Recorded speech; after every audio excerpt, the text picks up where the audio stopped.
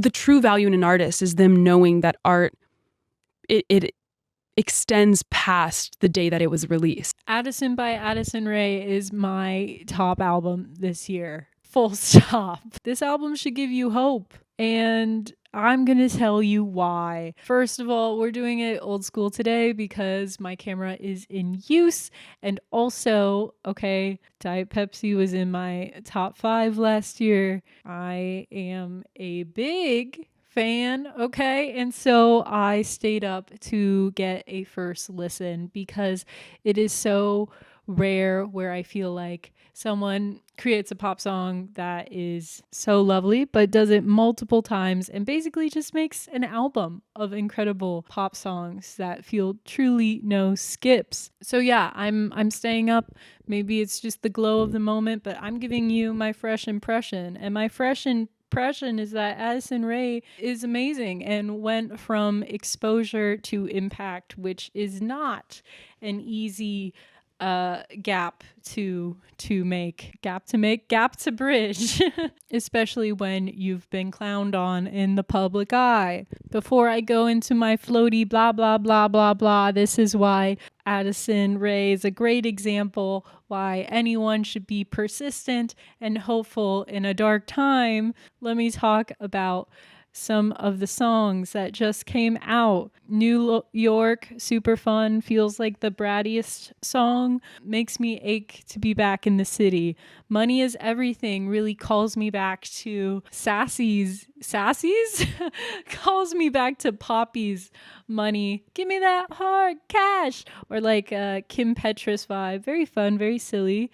Admittedly, I wish this album was longer, but it's so perfect. But the interludes are pretty, albeit short. Summer Forever feels like Lana and you're floating and lovely. And if there's nothing else, this album is fantastic at encapsulating feelings. Times Like These is giving us 90s realness, holding a vision and persisting through pain, keeping it all together even when you're so confused. And the most compelling of the tracks outside of the singles I found was In the Rain. I really liked the line misunderstood, but I'm not going to sweat it. Also the little nods to just her transition into a different type of public eye with wearing a smile for protection. This album feels super personal. I mean, it's called Addison, right? I think one of the best things that seems like Addison has created is a separation between who she is and how she must be within the public eye. And I think that separation is to her benefit because she is such a student of pop stars, and that is so clear throughout this work. A smoother transition from fame to creative freedom. How important that you are willing to make bold statements and challenge people rather than make it easier for us. Yeah, well, I mean, I think Seems like a lot. It seems like you don't mind doing it. I don't mind it. It's actually more comfortable to me to feel that freedom. Because once you start playing it safe and feeling like, okay, I'm going to respond with what people want, you lose all freedom. The art isn't necessarily just about her. It's about all the influences that have shaped her into who she is now as an artist. She was talking about this really interesting idea of taste is a luxury. And when she was growing up in Louisiana, she didn't have exposure to artists like Arca, who she now has Arca Marine with. And thank goodness the A&R powerhouse that is Charli XCX saw the potential that she did, because this album is fantastic. It's just a great pop work, and everyone, myself included, underestimated what Addison Rae could do. And that is what's so encouraging and intriguing about this whole thing. And Obsessed wasn't the only thing that she created that people were not super receptive to. She also had this movie called He's All That. To which she said, I had to rethink everything. After her acting debut in Netflix's 2021, He's All That wasn't positively received by the masses, she began to feel like anything she did outside of TikTok earned a bit of backlash. And I was like, how am I going to get a place where on my own, I feel like I can do this and feel confident in it and fully deliver what I feel like is the best version of this? And oh, you know what? She did it. She did it, okay? Love her or hate her, or love or hate pop music or whatever else, I think this album is a testament to persistence and the human spirit, and I think that's a beautiful thing. And I will be listening to it as I've continued to just play the singles on repeat.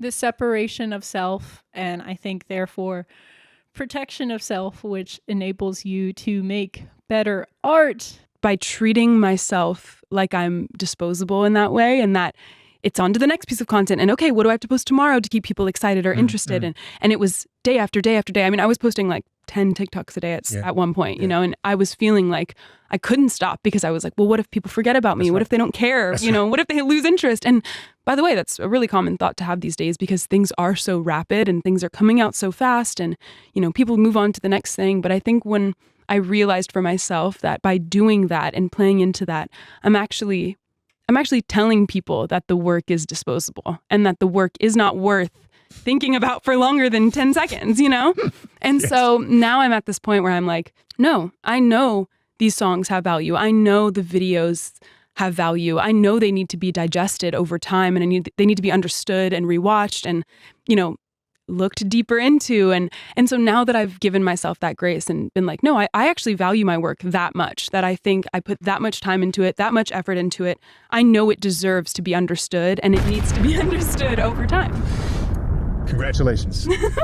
Is farther emphasize in songs like Fame is a Gun. It's so hard to pick a favorite single, but I think out of the newer batch, Fame is a Gun really sticks out to me, mainly because I think it puts all these new perspectives into context. If you can understand that art and fame, or the expression of fame, or the expression of yourself within a public sphere, does not have to be intrinsically tied to who you are or hold sway on what you like or what you don't like or who you connect with, then I think ultimately the art is better off. I think she has a really good understanding of the exchange that comes with a level of notoriety. Fame might have killed an old Addison Rae, but boy, did it rebirth a stronger artist. You get a front row seat, and I get a taste of the glamorous life. Either way, she's going to go down in history. That's not necessarily a good or bad thing,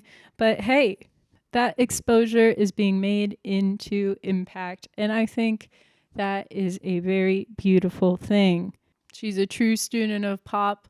I think it's super compelling that this was made with basically a 3-person team. We got Addison Rae, and then we got the 2 producers. Both ladies, by the way, we love women producing. Luca Closer and Elvira Ferjard. I'm probably saying that wrong, but yeah, I mean, they rule. They rule. They are a part of the Max Martin cohort, which is also super cool. Having a level of brightness and resilience and persistence in one's art, creative spirit in unsure times like these is incredibly refreshing. Life's no fun through clear waters, but boy, does this soundtrack make it sweeter. I think Addison set out everything she wanted to do, which is help people feel beautiful things. And I think that's the moment that the work has impact. I think that's the moment where what you create is no longer a part of you. Fame might be the gun that killed that and shattered your concept of self, because you will inevitably have to continue reinventing who you are in the public eye. But the feelings that your art leave on people will continue to soundtrack and create new moments and experiences. And that is not ephemeral. I highly recommend checking out Zane Lowe's interview of Miss Addison. Popcast was great too. But I think my favorite thing to come out of both of those podcasts is Addison speaking with a true level of confidence. And not because of how she presents herself, but of what she was able to create in collaboration with people who she trusts. It's not about flooding the feed so much that you're bound to be seen. It's about creating the art that you know is good, putting it out into the world, and loving that you've created something that's no longer yours.